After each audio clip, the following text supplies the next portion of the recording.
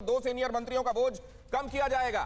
Doctor Harshvardhan और जावड़ेकर का बोझ कम किया जाएगा। दोनों का एक एक मंत्रालय बरकरार रह सकता है। अभी आप जानते हैं कई मंत्री ऐसे हैं जिनके पास कई मंत्रालयों का कार्यभार है। उनमें से कुछ एक मंत्रियों को जिनके पास वैसे ही एक हाई प्रोफाइल मिनिस्ट्री जिस पर पूरा ध्यान देकर तवज्जो देकर काम करने की आवश्यकता है, मुमकिन है कि उनके दूसरे कार्यभार जो हैं वो कम किए जाएं और वो किसी और के पास जाएं।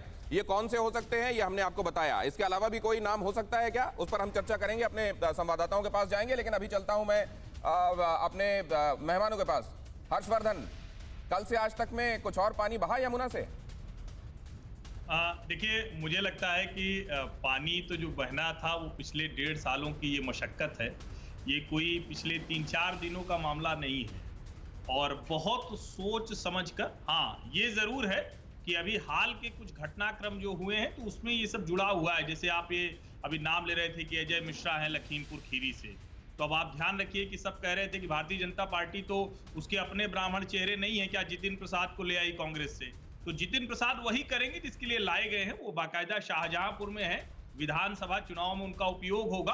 अब भारतीय जनता पार्टी ने पैन इंडिया पर्सपेक्टिव के लिहाज से, और मैं फिर से दोहरा रहा हूं, विशुद्ध राजनीतिक मंत्रिमंडल विस्तार है। ठीक है, कहीं कुछ छूटेगा नहीं। जब आपको मंत्रिमंडल विस्तार होता हुआ दिखेगा तो आपको कहीं कुछ छूटता नहीं दिखेगा। और जब हम कहते हैं कि राजनीति हो रही तो क्या जाति है, धर्म है, क्षेत्र है, सभी का समावेश कर ले जाएं तो यही तो संघीय ढांचे में प्रधानमंत्री की कैबिनेट होनी चाहिए।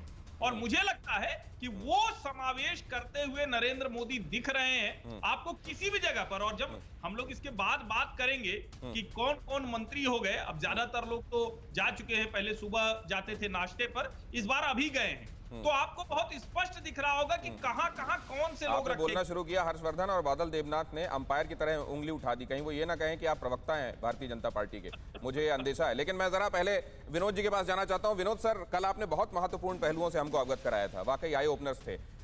यहाँ पर ये एक और मिनिस्ट्री के बारे में हम सुन रहे हैं जो अब जोड़ी गई, सहकारिता मंत्रालय। ये एडिशन क्यों सर? देखिए, जो कोऑपरेटिव सेक्टर में बहुत गड़बड़ है हमारे देश में। कोऑपरेटिव बैंक्स हैं और आरोप लगाए जाते हैं। अभी हाल ही में मैं समझता हूँ जो कोऑपरेटिव में जो मठाधीश हैं, जिसमें महाराष्ट्र के कुछ लोग हैं, उनका नाम लिया जाता है। तो मैं समझता हूँ कि सरकार जो है वो कोऑपरेटिव सेक्टर्स में भी अपनी पेशरफ्त करके वहाँ पर कुछ अपनी नजर बना के रखना चाहती है।